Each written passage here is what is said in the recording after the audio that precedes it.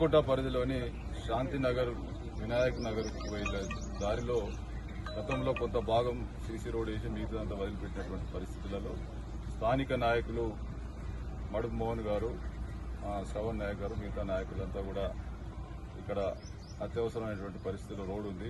ఎక్కువ మంది ఈ ఇందిరమ్మ ఇళ్లకు సంబంధించి రెగ్యులర్ గా ఈ రోడ్లో వెళ్తూ ఉంటారు, ఇబ్బందులు అవుతూ ఉంటాయి. పెద్ద ఎత్తున గుంతలు ఏర్పడాయని చెప్తే సుడా నిధుల నుంచి 10 లక్షల రూపాయలు 15 లక్షల రూపాయలు కేటాయించడం జరిగింది. ఈ 15 లక్షలతో దాదాపు ఇక్కడ ఉన్న ఈ కాలనీ వరకు సీసీ రోడ్డు పూర్తవుతుంది. మరి వీళ్లకు వర్షాకాలంలో అసలు రాలేని పరిస్థితి ఉంది కాబట్టి తొందరలోనే నెల రోజుల లోపల ఈ రోడ్డు పూర్తి చేయాలనేటువంటి ఉద్దేశంతో ఇలా శంకుస్థాపన చేయడం జరిగింది.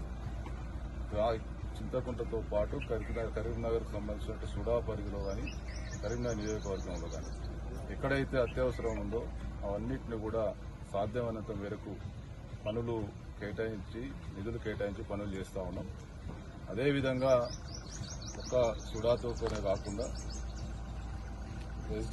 స్పెషల్ డెవలప్మెంట్ ఫండ్ నుంచి కానీ మిగతా అన్ని నిధుల ద్వారా సమగ్ర అభివృద్ధి కోసం ఇవాళ అభివృద్ధి సంక్షేమం అనేటువంటి రెండు కళ్ళుగా ఈరోజు ప్రభుత్వం పనిచేస్తూ ఉంది. రేవంత్ రెడ్డి గారి నాయకత్వంలో తప్పకుండా అభివృద్ధి విషయంలో ఎక్కడ కూడా రాజీ పడకుండా పూర్తి స్థాయిలో అవసరం మేరకు ఎక్కడైతే అవసరమో కమ్యూనిటీ భవనాలు కావచ్చు, డ్రైన్లు కావచ్చు, అదేవిధంగా రోడ్స్ కావచ్చు, అన్నింటినీ కూడా సాధ్యమైనంతగా పూర్తి చేయడానికి కృషి చేస్తా ఉందని చెప్పి సందర్భాన్ని తెలియజేస్తూ అదేవిధంగా అత్యవసరమైనటువంటి పనులు సుడా నుంచి నిధులు కేటాయించడం ఎప్పుడూ సిద్ధంగా ఉన్నామని చెప్పి సందర్భంగా తెలియజేస్తాం.